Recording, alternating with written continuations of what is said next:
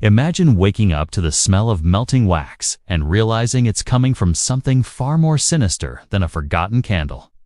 What if I told you that in the heart of 19th century America, a wealthy plantation owner turned his own daughter into the very products he sold, candles made from human fat? This isn't just a ghost story. It's a chilling piece of hidden history that will make you question every flicker of light in your home. Stick around as we dive into the twisted tale of betrayal, madness, and murder that shocked the nation.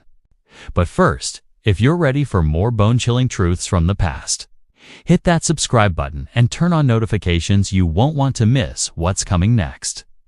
Drop a comment below. Where are you watching from, and have you ever heard a story this dark?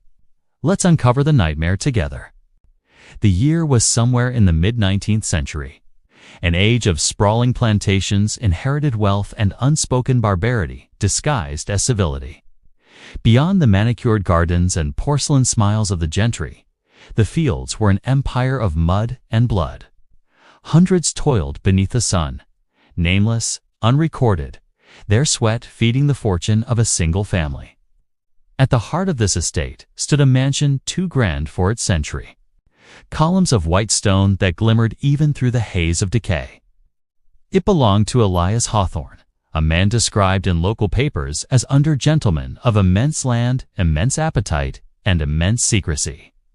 Elias's wealth came not from crops, but from what he called unrefined exports, candles, oils, and soaps produced in his mill. The source of his refinement, though, was whispered to be darker than business. Inside that manor lived Beatrice Hawthorne, his only daughter. Records describe her as sturdy of frame and delicate of temperament. In truth, she was an outcast in her own home, a young woman trapped between her father's ambition and society's cruelty. Beatrice's weight, considered grotesque by her peers, made her the subject of ridicule in every parlor she entered. Guests spoke of her behind fans, comparing her to the wax statues Elisa's company sold across the colonies. Her mother had died years before, leaving her isolated in a world that measured a woman's worth by her waistline. By 23, Beatrice had become what servants called "own the quiet thunder." Seen, never heard, but always felt. She wandered the corridors in heavy silks, her breathy audible before her footsteps. Her father, ever ashamed of her appearance, rarely allowed her to attend dinners or gatherings. Instead, he confined her to the East Wing, claiming she was ill of the nerves. Yet beneath this fiction, there grew something monstrous, a household tension thick as the humid air outside. Among the enslaved workers on the estate was a man named Jonah. His origins are uncertain. Some documents list him as property acquired by trade, while others suggest he had once been a blacksmith before capture. Witnesses later described him as quiet, capable, and strong as the oxen he tended. Jonah's duty was to oversee the rendering vats, enormous iron cauldrons used in the production of tallow. The process was brutal. Animal fat boiled until liquid skimmed and cooled into molds. The smell clung to his skin, and even at night he carried the scent of burned flesh and salt. One evening, as the sun sank and the workers were dismissed, Beatrice stood by the window of her room, watching the silhouettes move across the fields. Through that haze of twilight, she saw Jonah look up. Their eyes met just for a second. Yet, it was enough to ignite something her father would have called sin. In a diary later recovered from the manor, an entry reads, "And Hay looked at me without disgust, as though I were not grotesque, but human." That line, "not grotesque, but human," became the anchor of what would unravel next. To understand what happened in the weeks that followed, one must understand the culture of secrecy that defined estates like Hawthorne. The owners cultivated images of piety and virtue, Sunday sermons, charity donations, dinner parties lit by candlelight from their own factories. But behind closed doors, punishment was spectacle. Visitors noted that servants avoided eye contact, that laughter in the halls died when Elias entered. A guest from the capital wrote in his memoirs, "Nev, have I seen such cheerless opulence? A household that gleamed like marble, but felt as cold." The estate functioned as its own isolated ecosystem. White collars upstairs, chains below. News from the outside world rarely reached them, and when it did, it arrived warped by Elias's paranoia. He kept a personal physician on retainer, a man named Dr. Samuel Vaughan, who served less as a healer and more as a custodian of appearances. Vaughan's letters, unearthed decades later, describe in a girl's hysteria her obsession with the worker and the father's growing disgust. Tanasta has commanded me to find a cure for her attachment. I have suggested isolation, perhaps bloodletting, though the girl's condition is not of the body, but of the spirit. Letter from Dr. Samuel Vaughan to his colleague, 1853. The line between illness and punishment blurred. Often in those years, women who disobeyed were declared hysterical. Men who questioned authority vanished into fields or were sold. The system maintained itself by labeling cruelty as order. Beatrice's fascination with Jonah deepened in secrecy. She began visiting the rendering sheds under the pretense of inspecting supplies. Servants later testified to hearing soft laughter among the vats, unlike a child discovering mischief. It is unclear how deep their connection ran. But in the records of an overseer's report dated May 24th, there is a note, and Miss Beatrice, found near the sheds, again warned her of danger. She replied, "Danger lives in this house, not in the field." That night, the man's cook claimed to have seen Beatrice with a small parcel wrapped in linen and a loaf of bread and something shiny, maybe a locket. She was heading toward the workers' quarters. Rumors began to spread. In a household where gossip traveled faster than smoke, even kindness became scandal. Beatrice Hawthorne, obsessed with reputation, called for a double-blast solution. He summoned Dr. Vaughan and the overseer for what was described as a private consultation. Within days, Jonah was reassigned, moved from the vats to the main kitchen, closer to Beatrice, but under watch. Whether this was deliberate cruelty or a test, no one knew. Witnesses noted a change in the master's behavior. He drank more. He avoided his daughter entirely. And yet, on June 3rd, he hosted a dinner for visiting traders. During the feast, he toasted to impurity of lineage and the dangers of contamination. To those who attended, it sounded like a typical speech of arrogance. But to Beatrice, seated silently at the end of the table, it was a warning and a sentence. That same week, the household's ledger shows an unusual purchase, industrial quantity, lye, oil, and rendering agents. The amount exceeded what was required for production. Dr. Vaughan signed the receipt himself. As summer approached, the air around the estate grew heavy. Servants whispered of sleepless nights, footsteps in the east wing, the sound of something dragging across the floor. Beatrice stopped attending meals altogether. Jonah, once stoic, began working later into the night. The foreman accused him of disobedience, but no one dared confront him directly. In her diary, Beatrice wrote, "Inging says, 'I am made of sorrow, but he does not fear my form.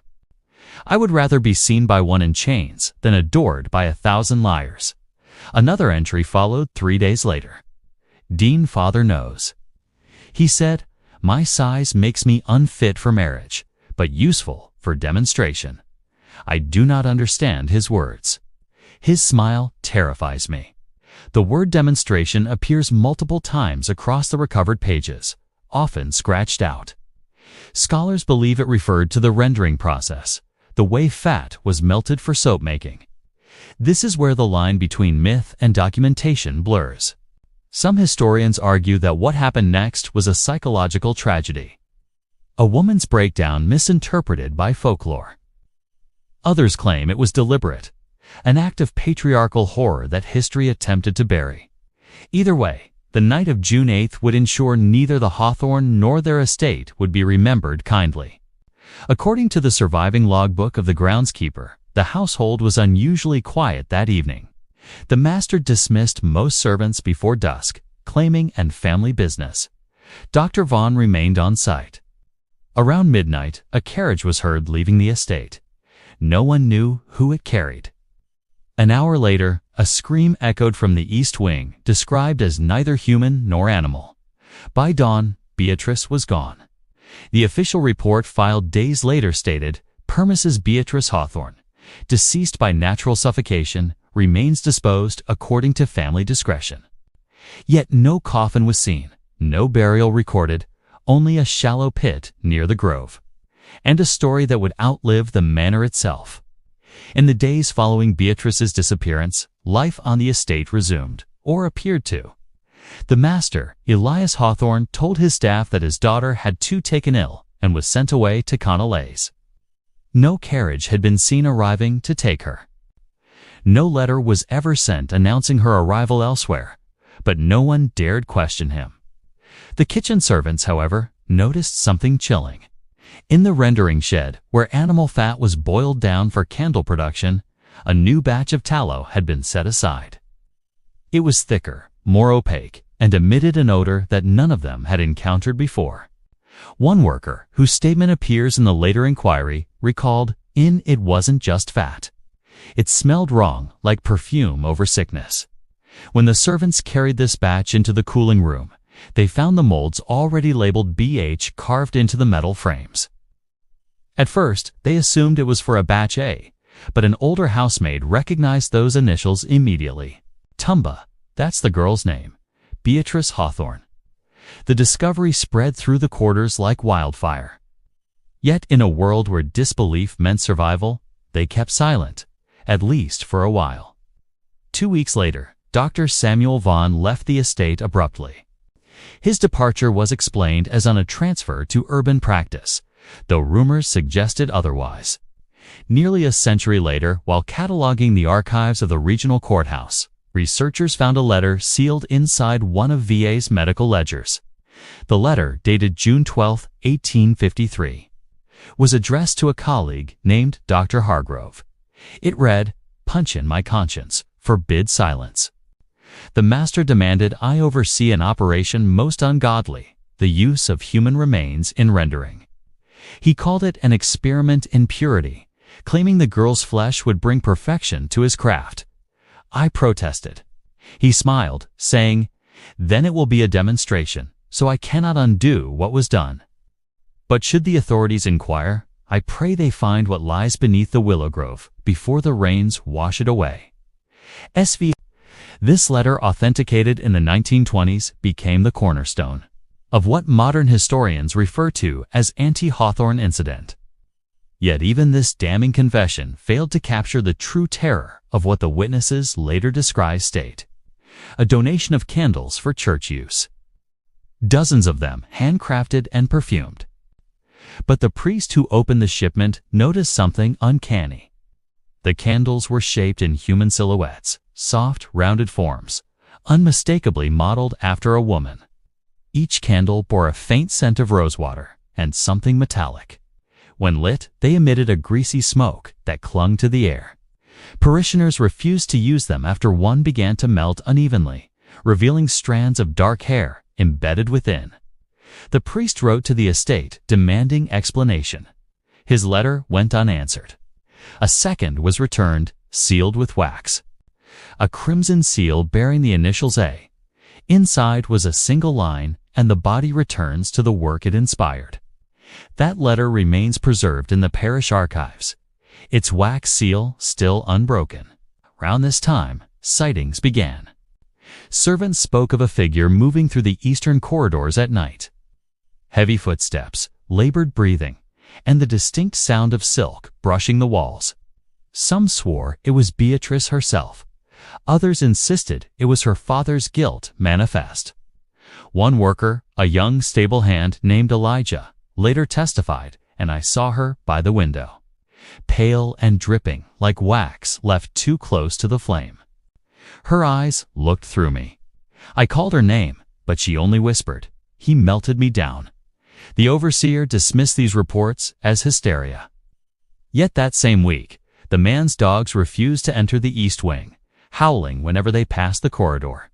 By August, half the staff had fled. The rest stayed only because leaving meant punishment. It was then that the community beyond the estate began to notice. The mill no longer exported its usual candles.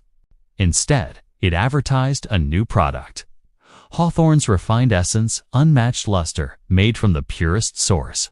No one knew what that source truly was until a shipment burst during transport, spilling its contents. Inside the barrels were chunks of pale, oily residue, unlike any animal fat the traders had seen. The smell was sweet and rancid all at once. The discovery was quietly dismissed. The company paid handsomely for silence. By late summer, the estate itself seemed cursed. Machinery failed without reason. Animals refused to eat. The air in the workshop clung heavy with humidity, even in cooler days. The overseer, who had previously disciplined Jonah, began to complain of visions. He told others that Beatrice appeared in his dreams and bloated and translucent, her skin dripping like molten wax. He became erratic, shouting at unseen figures, accusing Jonah of witchcraft. Witnesses last saw him the night of September 9th, running into the woods, screaming about in a furnace, calling for him. His body was never found. After his disappearance, workers reported seeing smoke from the rendering shed long after midnight. Though no fires were scheduled, one brave servant looked inside and saw Isaac standing over the vats, murmuring something rhythmic and low as if reciting a prayer. The next morning, every candle in the manor burned simultaneously, though none had been lit. By autumn, Elias Hawthorne had become a recluse, his hair whitened, his eyes hollow. He stopped attending church, stopped entertaining guests. The servants described his voice as thin and slurred, as if his mouth no longer remembered words meant for mercy. He forbade anyone from entering the east wing. Yet each night, faint sounds echoed from within, the dragging of chains, the creak of a chair, and sometimes laughter. Letters from nearby estates mention his maddened solitude. One visitor, a banker, recorded, and he insisted his daughter still resided with him, though none had seen her. When I asked after her well-being, he gestured toward the wall and said, "She listens from within." By November, Dr. V's warnings had, when snuffed, they emitted a faint sigh, like breath leaving lungs. Some flickered blue when lit near mirrors. Others melted into shapes resembling human faces. A merchant years later described selling the last of those candles, and one lady returned hers, claiming it wept when she prayed. The remaining stock was buried in a nearby pit, later rediscovered during a flood. The wax was intact decades later, untouched by decay. In the aftermath, authorities attempted to locate Jonah. Search parties combed through the forest, questioning Friedman and neighboring estates. Some claimed he had escaped north. Others whispered that he lived still, tending to the ruins, a ghost in human form bound to the fire he once served. One journal written by a traveling minister in 1857 records a peculiar encounter. A tall man by the roadside carrying what appeared to be a candle mold strapped to his back. He asked if I knew the way to redemption. I said it was through faith. He smiled and said, "Faith burns longer than flesh." Then he vanished into the fog. Whether that was Jonah or legend given form, no one can say. But his name, once erased from ledgers, survived in whispers. The man who melted sin into silence. At this point in the narrative, the tension in your video peaks. Viewers are fully immersed in the psychological dread and eerie realism of the events. Now, it's time for the mid-video engagement segment before diving into the revelation scene. If this story is giving you chills, hit that like button and share with someone who loves dark mysteries buried in history's forgotten corners. And if you think you already know what happened next, you don't. Let's discover what was uncovered when investigators finally unearthed the truth behind the Hawthorne estate. It was not until April of 1858, 5 years after the fire, that the ruins of the Hawthorne estate were disturbed again. A new landowner purchased the grounds for redevelopment. When laborers began clearing the overgrown garden, they found the half-skin pit behind the willow grove, the same one the groundskeeper had first reported in 1853. At first, it appeared to be nothing more than a collapsed well. But when they struck through the hardened crust beneath the soil, the shovels rang against something smooth and hollow. What they uncovered was unlike anything the investigators of the time had seen. Beneath 3 feet of dirt lay a layer of solidified white substance glistening faintly in sunlight. It covered a shape roughly human, but warped. The figure seemed to have been cast in wax or fat, but was fused to the earth as if grown from it. The coroner's report described it clinically, and specimen resembles a female of heavy stature. No bone integrity tissues rendered to an atopus-like state, indicating chemical interference. Composition consistent with saponified fat, but of human origin. The term adiposer, or a grave wax, was new to most in the field. But even the scientists F and the scale of this case inexplicable. The body was too preserved, too clean, as though it had been deliberately processed rather than decomposed. The sheriff, a pragmatic man known for dismissing superstition, wrote in his official record, "A means of female, likely Beatrice Hawthorne. Cause of death indeterminate, evidence of rendering postmortem, possible industrial disposal." Yet privately he told his deputy, whatever did this, it wasn't for profit. It was ritual. Inside the same pit, buried among the waxy residue, they found fragments of silk, the color faded but still traceable to Beatrice's wardrobe inventory. A single silver locket was recovered, containing a lock of hair and the engraving. "The beloved is to burn without end." The inscription matched one line from her diary, found separately in a sealed chest near the eastern ruins. Only portions of Beatrice's diary survived the fire. Most pages were singed at the edges, but a handful were legible enough to read. The following entries are among those authenticated by historians. "Sani," she says, "I am too large for grace, but God made me so. If he shaped me from fat, perhaps he meant me to shine brighter when burned." May 25th. "Father came tonight with the doctor. They spoke of purity, of soap, of renewal. I asked what he meant. He said, even angels are refined through fire." May 5th. "And I saw Jonah in the window's reflection. He did not move. I wonder if he hears my name carried in the smoke." June 8th. The final entry is brief, written shakily as though in fear. But he said, "I am useful. I am ready." No more entries follow. When investigators examined the remnants of the rendering shed, they found beneath the ash a second furnace smaller than the industrial vats used for candles. It was lined with bricks, blackened by fat combustion, and still carried the faint, sweet odor of decay. A forensic chemist at the time, Dr. Halden, analyzed residue scraped from the interior. His report, preserved in the regional archives, concluded unhuman fatty acids present, a temperature of burn higher than standard lard rendering. Additives include lye and rose oil, suggests deliberate processing of flesh for cosmetic or symbolic purpose. Alongside the furnace was an object that chilled even hardened men, a mold roughly the size of a human torso cast from iron.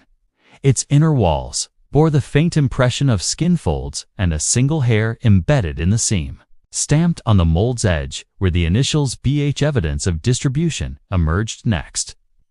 Inspectors found ledgers listing deliveries made from the estate between June and August of 1853, months after Beatrice's death. The shipments were labeled Essence Number 53 Prevent, marked with the seal of Hawthorne Industries. The ledger contained 24 entries, each correlating to clients who had purchased specialty candle orders. Of those 24, only 11 customers could be traced. 3 reported that the candles they received were imperfect, melting too quickly, emitting off men odor.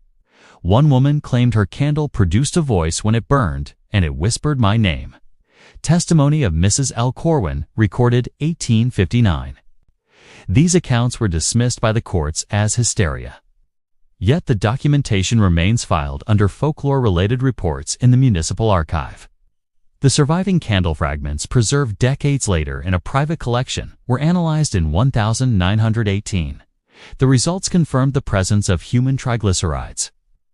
During the excavation, a separate discovery complicated the investigation. Roughly 50 yards from the pit near the burned remains of a barn, workers uncovered a skeleton chained to an iron post. The chain was fused to the bone by rust, the skull fractured by blunt trauma. The forensic notes listed the individual as a male, tall, approximate age 30. In his hand was a small, charred object, later identified as a candle mold, identical to those used in the Manor's workshop.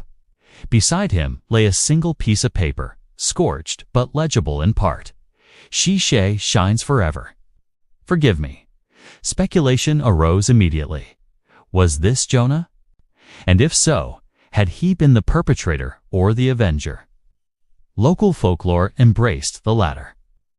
To them, Jonah had not fled, but stayed behind, binding himself in penance beside the very furnace that consumed Beatrice, ensuring that her soul would not wander alone. The newspapers, however, told a different story, and slave murder's mistress in satanic rite, Hawthorne estate in ruin.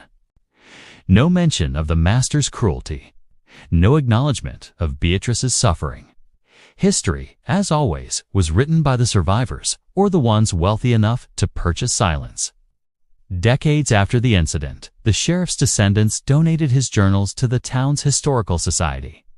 In one entry written just days after the excavation, he confessed something never included in his official report, "And I saw her in the pit, or what remained." The face was serene, eyes half open, as if she had been waiting. Around her were candles unlit, arranged in a circle. I ordered them destroyed, but one of my men kept a piece.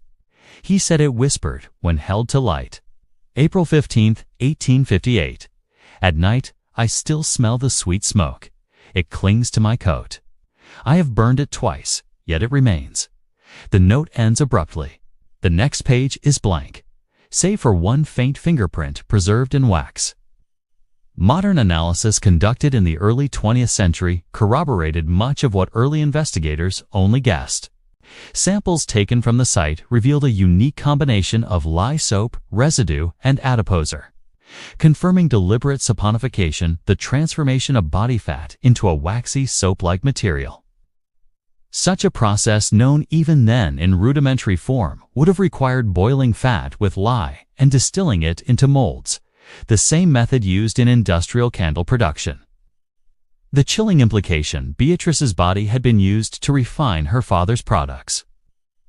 But some experts challenged this conclusion. Forensic Anthropology. St. Clara Renshaw, in her 1934 publication, Industrial Horrors, the Hawthorne phenomenon, argued that the body's preservation suggested something stranger. A rendering process appears to have halted midway. Neither full decomposition nor full saponification, as though the act itself was interrupted. What stopped it, I cannot say. Her paper ends with a single line. Perhaps mercy intervened. Survivors of the Hawthorne estate, those few who lived long enough to tell their stories, provided the final human lens to the horror. Among them, a cook named Ada Milan, interviewed in 1892 at age 78, recalled, "And we all knew the girl was kind, never hurt a soul, but the master. He looked at her like she was a problem to solve. The night she disappeared, he told us we'd see light by morning. We did, but it came from the sheds." Another servant, identified only as Ruth, described seeing Jonah shortly before the fire, and he was crying. "I asked why," he said. "She's gone into the fire, but not alone." I didn't understand then. I do now. Both women signed affidavits that were archived, but never pursued legally. The authorities had no appetite to exhume the sins of the dead. Among the last artifacts retrieved from the ruins was a single unburned candle found in a silver holder, on what remained of Beatrice's vanity table. Unlike the others, it was pure white, untouched by soot. When investigators attempted to light it, it refused to burn. The wick smoldered but did not catch. Laboratory analysis decades later confirmed that its chemical composition was slightly different, less alkaline, as if made with a stabilizing agent absent in the other products. Historians have debated its meaning for years. Some believe it was Beatrice's final candle, perhaps crafted by Jonah as memorial or even as a vessel of protection. Local legend, however, says the candle contains her soul trapped between melting and memory. To this day, collectors refer to it as the sleeping flame from a modern psychological perspective. The tragedy of Beatrice Hawthorne reflects the intersection of obsession, vanity, and patriarchal control prevalent in that era. Her father's fixation on purity, both social and physical, mirrored a society obsessed with appearances. To him, Beatrice's body was not a person, but a flaw to be corrected, an imperfection to be refined into product. The horror, therefore, was not the melting of flesh, but the ideology behind it, that a woman's worth could be rendered down to utility. This theme echoes across centuries, cruelty justified as order, exploitation masked as innovation. And yet, amid that horror, Jonah's role complicates the narrative. Was he complicit, coerced, or did he attempt redemption through destruction? The evidence speaks both ways. One thing remains certain: the line between victim and villain blurred long before the fire began.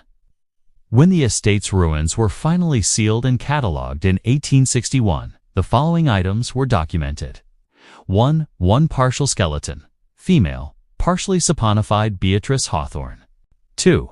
One male skeleton chained to post unidentified presumed Jonah. 3. 12 candle molds labeled BH, residue samples of rendered fat and rose oil. 6. One intact candle, the sleeping flame. 7 ledger records of product distribution under Essence Number 53. All items were sealed in an archive labeled ICE Industrial Corruption Case File 9B. Most were later lost in a warehouse fire in 1898, the same year the Hawthorne property was finally demolished. Only the locket, the candle, and a few fragments of the diary survived. In 1910, during a renovation of the local courthouse, a worker uncovered a wooden crate embedded in the foundation. Inside was a small jar filled with clear liquid preserved within a sliver of hardened white wax. Attached was a faded label in elegant handwriting, and her light endures. Laboratory testing decades later confirmed the wax's human origin, the same chemical signature as samples from the original pit. It was as if someone, long after the estate had burned, had chosen to keep a piece of her, not as evidence, as memory. But what authorities discovered next would not only confirm their worst fears, it would reveal the terrifying extent to which human cruelty can masquerade as craft. Beatrice's body was not simply disposed of, 'twas preserved, immortalized, in the very product her father sold to the world. The candlelight that once adorned noble tables burned with the essence of his own child. The discoveries of 1858 marked the end of investigation, but not the end of the story. What followed would expose corruption at every level, from local officials to trade networks who profited from the estate's exports. And yet, despite mounting evidence, no one was ever convicted. By late 1858, word of the grisly discoveries had reached the nearest magistrate's office. A coroner's inquest was convened under the title Investigation into the Hawthorne Catastrophe. Officially, it was a civil hearing concerning industrial malpractice, not murder.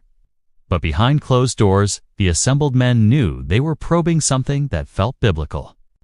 The records described 12 attendees, a coroner, 2 deputies, the sheriff, and 8 jurors drawn from local merchants. Not one woman, not one former worker. In their midst lay a wooden table covered in cloth. Beneath it, the fragments of what remained of Beatrice Hawthorne. Dr. Thomas Gray, the presiding medical examiner, documented his findings with unnerving precision.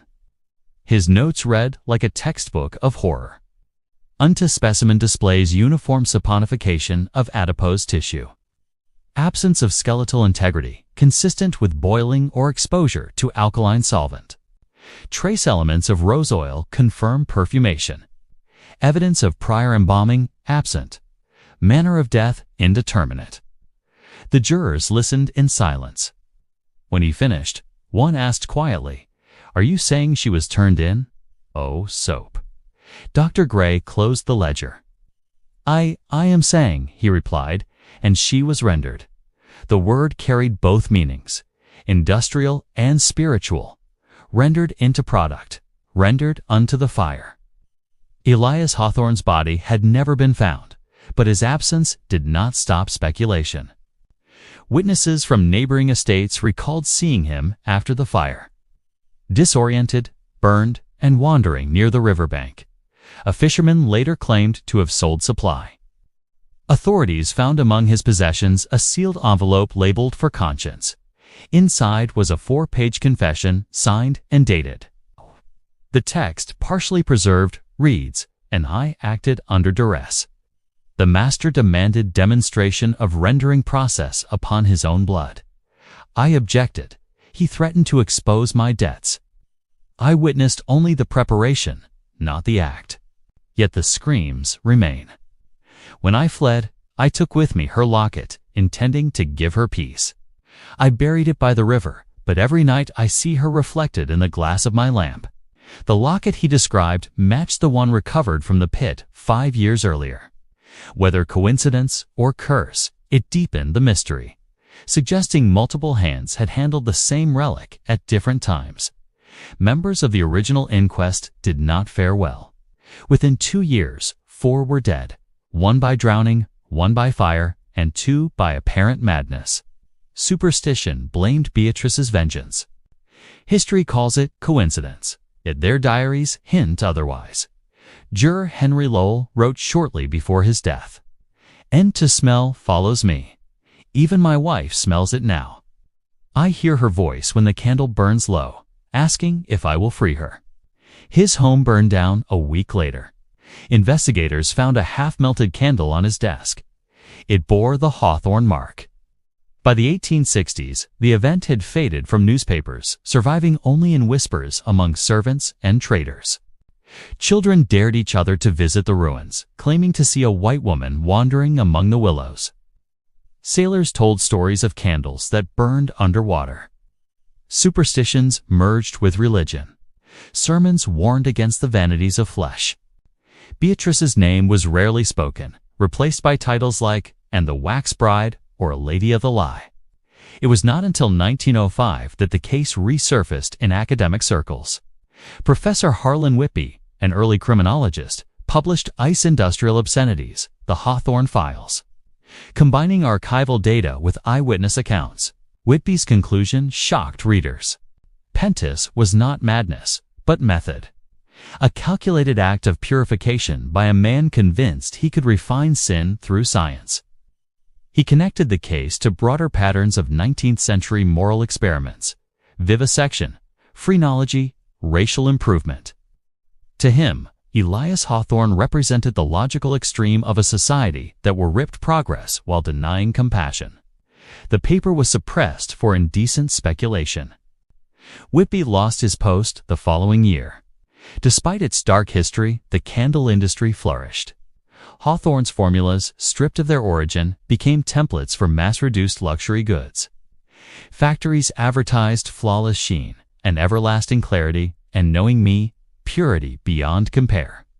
Unknowingly, generations bought into the legacy of a murderer, their parlors lit by imitation of the very substance that had damned him.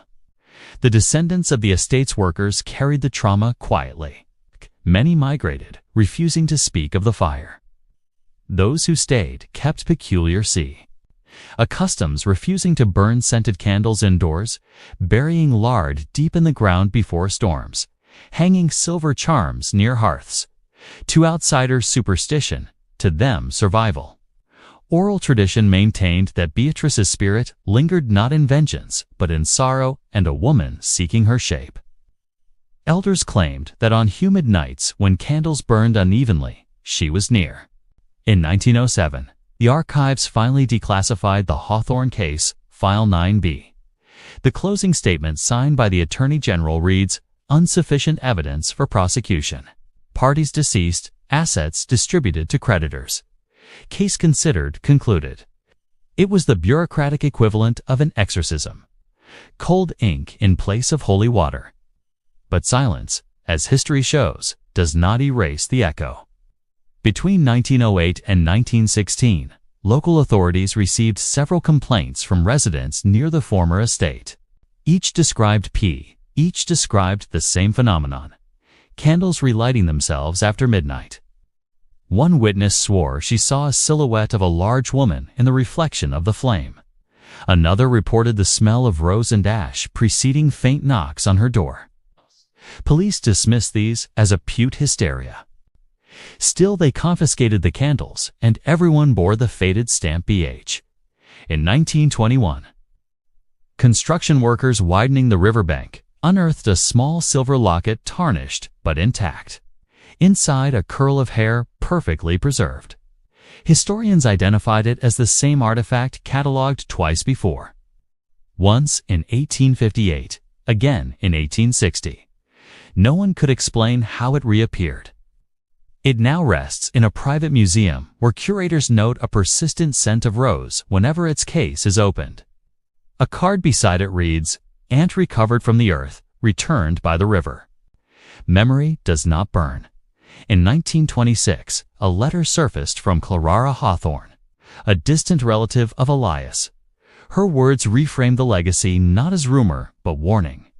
"Me, my ancestor, sought perfection through destruction." The tale of Beatrice is not ghost story, but mirror.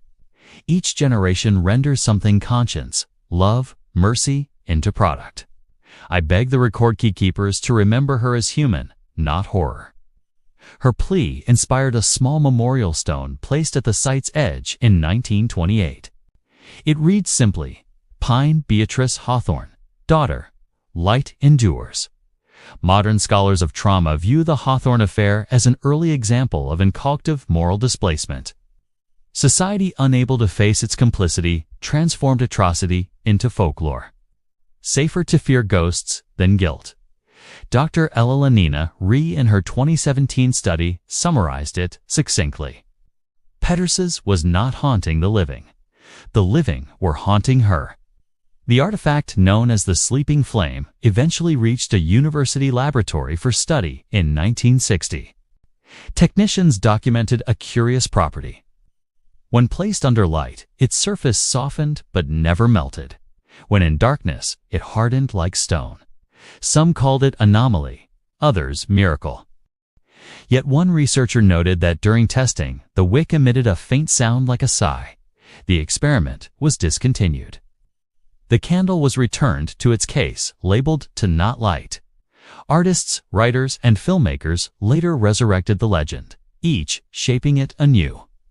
Some portrayed Beatrice as monster, others as martyr. But every retelling shared a constant: the fire, the fat, the father's sin.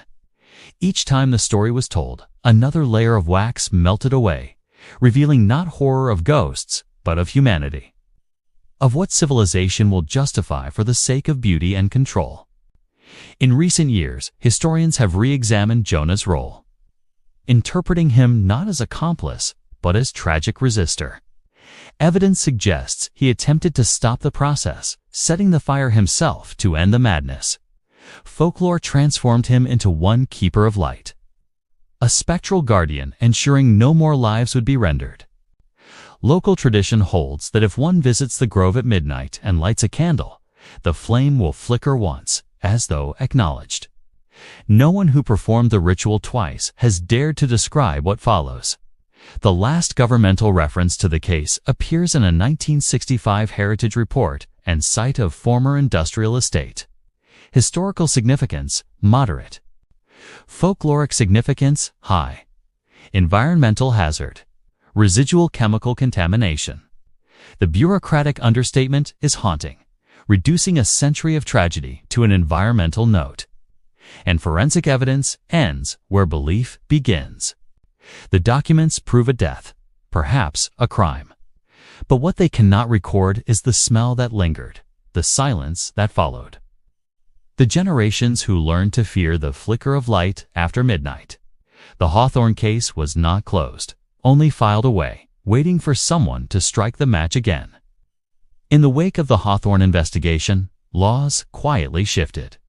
Publicly, the authorities denied that human material had ever entered industrial production. Privately, new guidelines emerged. The Manufacturing Ethics Charter of 1862 mandating registration of chemical processes involving biological substances. Historians agree that these laws, though never mentioning the Hawthorne name, were written in direct response to what had been uncovered. But the intent wasn't moral, it was containment. The ruling elite sought to ensure that if horror ever repeated, it would be better hidden. Beatrice's story became a grim allegory in later academic circles, the ultimate embodiment of the 19th century obsession with commodifying the body. Factories consumed lives as readily as fire consumes wax. Women were molded by expectation, men by ambition, and those beneath them were stripped of both name and skin in service of profit. Dr. Miriam Tolbert, cultural historian, wrote in 1979, and the Hawthorne state was not an anomaly. It was a mirror. A society that could sell light made from human sweat was always only a step away from selling light made from human flesh. Through her words, Beatrice ceased to be myth. She became metaphor of a world that confuses refinement, redemption. Clergy at the time seized upon the case as proof of moral decay. Sermons warned that pride leads to damnation through the fires of our own industry. Yet those same pulpits often ignored the slaves and servants whose suffering made such decadence possible. The faith they preached sought to cleanse sin, not prevent it. One anonymous sermon published in the Herald of Virtue, 1859, declared, "And man plays God with creation. Creation will melt him in return." That line, poetic and ominous, became a quiet refrain passed down through generations. It is still quoted today in ethics courses that discuss the limits of science. A century later, during times of war, similar atrocities emerged in factories and laboratories around the world. Experiments on the vulnerable justified in the name of advancement. The Hawthorne incident, once dismissed as superstition, found uncomfortable resonance. Journalist Helen O'Connor's 1952 editorial drew the comparison bluntly. "Pent what Elias Hawthorne did to one body, our age has done to millions. Render the human form into function, light, and fuel for progress." The horror, she argued, is not in the melting of flesh, but the melting of empathy, the ease with which civilization repeats its sins under new machinery. Over time, the story of Beatrice Hawthorne blurred into folklore. In some regions, parents warned children, "Ask if you lie. The wax woman will hear you through the candlelight." In others, her tale evolved into a symbol of justice, a spirit who punished vanity and cruelty. Even today, small charms carved in her likeness appear in markets shaped like tear-streaked candles. Sellers claim they bring protection against exploitation. A superstition born from sorrow. The haunting endures because the lesson remains unfinished. By the early 21st century, the land where the estate once stood had been reclaimed by nature. The willow grove survived, older, twisted roots curling over what had once been the pit. A conservation group, unaware of its full history, attempted to develop the area into a tourist site. Within weeks, workers reported machinery failures, sudden fires, and a pervasive odor of rose and smoke. Guideline asserting that no toriation of utility shall come from unwilling flesh. Few attendees realized its origin traced back to one girl's stolen body on an unnamed estate. Artists have long been drawn to the Hawthorne imagery, the melting woman, the waxen saint, the corrupted light. Paintings, sculptures, and films reinterpret her as a metaphor for female autonomy crushed by patriarchal obsession. One 1985 installation, and two rendering, featured a slowly melting wax effigy whose face reformed under heat. Looping endlessly, never fully destroyed. Critics described it as a resurrection of empathy through horror. Beatrice's story retold in art continues to illuminate what society still refuses to confront. That cruelty, when hidden behind progress, survives generations. Every great horror story reveals less about the dead and more about the living. The Hawthorne affair endures not because of ghosts or curses, but because it exposes the core of human contradiction, the hunger to refine what should be accepted, the belief that beauty justifies suffering. The tragedy is not only what Elias Hawthorne did, but how easily history temmes him. In every era, someone plays God with the powerless, calling it order. In every generation, someone like Beatrice pays the price. When we strip away superstition, what remains is pattern. A father's cruelty masked as innovation. A society's silence disguised as civility. An atrocity turned into folklore because truth was too unbearable. These are not relics of the 1800s. They are habits of humanity. We render what we fear into legend, what we exploit into industry, and what we destroy into silence. The Hawthorne case is no longer about one woman. 'Tis about the alchemy of denial. The endless cycle of turning human suffering into something marketable, digestible, forgettable. And yet, every time a candle flickers in a dark room, we are reminded that the light we crave always comes at a cost. In the archives, where the last surviving candle rests, the sleeping flame, visitors report that it glows faintly under moonlight, though no wick has ever been lit. Some call it trick of light, others condensation on glass. But a few claim to hear a low hum, rhythmic, almost like breathing. Whether true or imagined, it speaks to the story's enduring power, a reminder that history never dies. It only hardens, waiting to be melted again. And that's the horrifying truth behind one of America's darkest forgotten tales. If this left you with chills or made you rethink lighting a candle tonight, smash that like button and share your thoughts in the comments. What do you believe drove Elias Hawthorne to such madness? Was it obsession, societal pressure, or something even deeper? Don't forget to subscribe and ring the bell for more unearthed horrors from history that will keep you up at night. Thanks for watching, stay curious, and keep questioning the shadows. See you in the next video.